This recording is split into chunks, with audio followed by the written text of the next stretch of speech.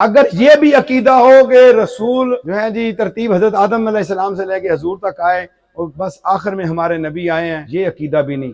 سارے رسولوں سے افضل ترین ذات گرامی رسول اللہ صلی اللہ علیہ وسلم کی ہے، سمجھ گئے؟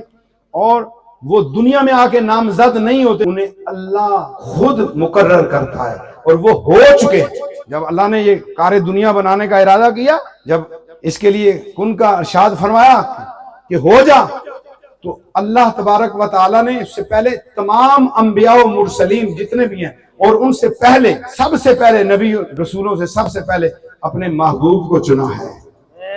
یہ عقیدہ ہے ہمارے اہل سنت و جماعت کا۔ ہم نبی کو نعوذ باللہ اپنے بڑے بھائی جتنی عزت والا نہیں سمجھتے، ہم تو کوئی چیز ہی نہیں ہے، ساری گل ہی سرکار دی ہے، ساری گل، اونچا بولے، ساری گل، ساری گل، اور ساری گل میرے سرکار دی ہے۔